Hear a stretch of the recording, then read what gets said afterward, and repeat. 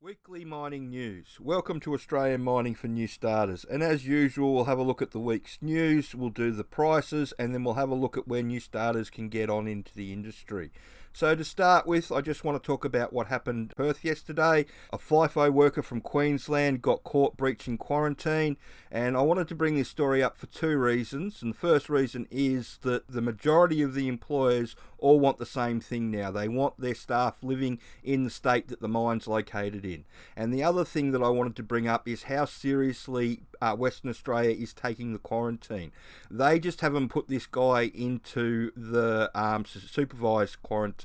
They've locked him up. He's gone to prison. He's not going to be appearing in court until the 9th of November, and he's been denied bail. So that's how seriously they're taking the quarantine situation over here, and why, when the borders eventually do open up, that if you want a job in WA, then that will require relocating to Western Australia. Next, I want to talk about Saracens, their announcement about the mine that they had the fatality in. This whole article is about notifying the stock exchange that that mine will reach its targets for the September quarter, so they'll make their 55,000 ounces at $1,262 an ounce. So if you take that at the average price that we've been looking at in the news for the last couple of months at $26.50, that means that they'll make about $77 million in profit for the September quarter. So that gives you a good idea of what sort of industry that you're getting yourself into. It really is 100% all about the money, unfortunately, and don't kid yourself about it. So again, for the new starters that are watching this, it's all about knowing what you're getting yourself into. I'm going to talk a bit more about the sponsors training later, but that will give you a good indication of what you're getting yourself into if you go underground.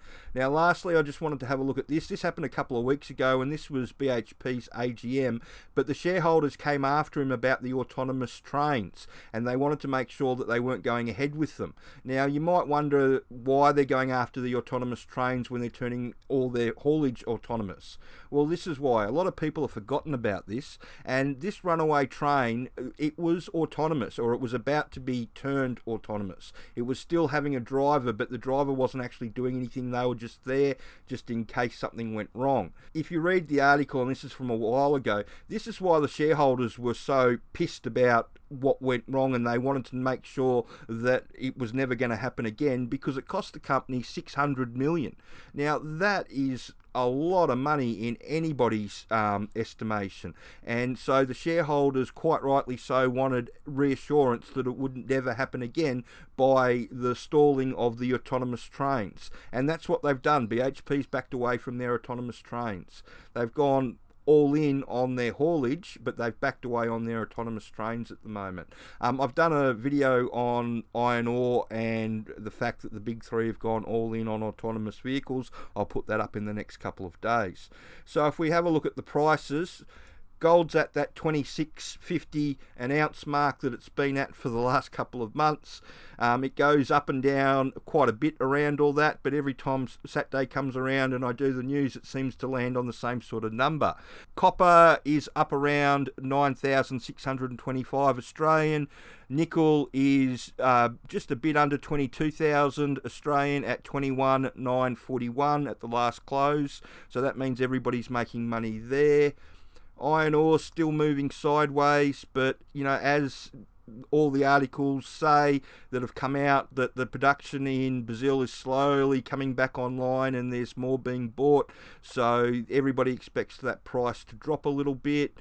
And unfortunately, coal is still around that $56 US a tonne mark, which makes it just a bit under 90 Australian dollars, which means that a lot of the coal mines are still struggling. So if you're a new starter and looking to get in, the best places that I can get you to look, or advise you to look, is in exploration or hard rock underground. There are a few pit jobs going at the moment, especially in WA, but as soon as those borders come down, there'll be a lot of experienced open pit drivers from the east that will migrate to the west. So if you really want to get into open cut at the moment and you're in WA, now's the time to do it. But if you're anywhere else in Australia, you're probably looking at hard rock underground or exploration. So if you just go onto Seek and type offsider in, and you'll see all the jobs come up, or you type exploration in, you see all the fieldy jobs come up. They're the ones you're looking for. And again, if you go and type underground in, you'll see all the underground jobs come up. And this is an entry-level one that's on in Perth at the moment. That's nippering in Adelaide, which would be entry-level. And you can see all the truck and nipper jobs that are up there all around the country. And as I keep on saying, there are no experienced people for the nipper, offsider and truck jobs underground, so they're having to hire new starters. Barminco have gone down the route of trying to hire new people and train, while Burncut, on the other hand, is going to try and poach their some experienced truck drivers. Don't know how they're going to go with that. It's expressions to relocate to Perth. It just depends on whether they can get anybody that wants to jump ship from one truck job to another. Most people that are on the truck at the moment are looking for a service crew job or up the ladder. Now, if you want to have a look at where the locations of most of the gold mines are around the country, this is a good map. You can jump on here and you can change it to whichever one you want to have a look where the mines are. But most of the mines in the hard rock, they all clump in the same sort of areas. And so there's jobs going in the north of Queensland, the middle of New South Wales. There's some going in South Australia and lots going in WA.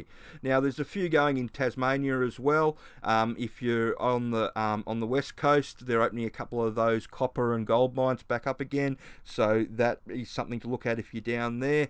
But if you're in Victoria, then the closest mines to you will be in New South Wales, and that's where you should go. I believe they're going to drop the border in the next month or so you'll be allowed up there. So if you're ready to go, they're just looking for people up there all the time. There's a number of different mines up there that are looking for people. What can you do to prepare yourself? Well, the sponsor's got a intro to underground mining course that you can do. It teaches you everything that the employers want you to know: basic mine site operation, nipper and other important duties, truck and service crew. It's all online now. So if we have a look at the basic mine site operation and come down and open up the second module, you can see all the different topics that it covers, and we'll go in and have a look at ground support. And it goes through absolutely everything that you need to know about how the ground support works, the different sorts of bolts we use, how it's going to be installed, how shotcrete's put up, why it's put up. There's videos on how to install the bolts.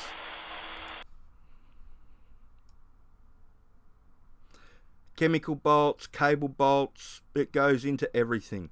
So you've got a good knowledge of what you're getting yourself into, and that's what it's all about.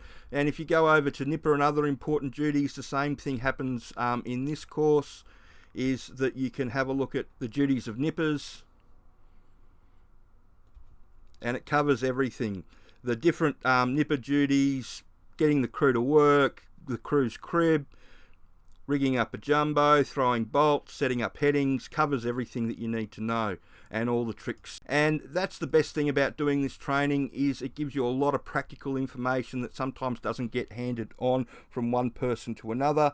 A lot of the training, when you do the company's training on site, you get a brief rundown on the surface and then you get buddied up, and it's how good your buddy is depends on how good you're going to be and what you're going to be shown. So if your buddy doesn't like you, or for some reason hasn't been shown the right way themselves, then it doesn't give you much of a chance to make a go of it. And that's one of the big reasons why it's worth spending the $450 just to know exactly what you're getting yourself into, so when you get there you can make the most of the opportunity.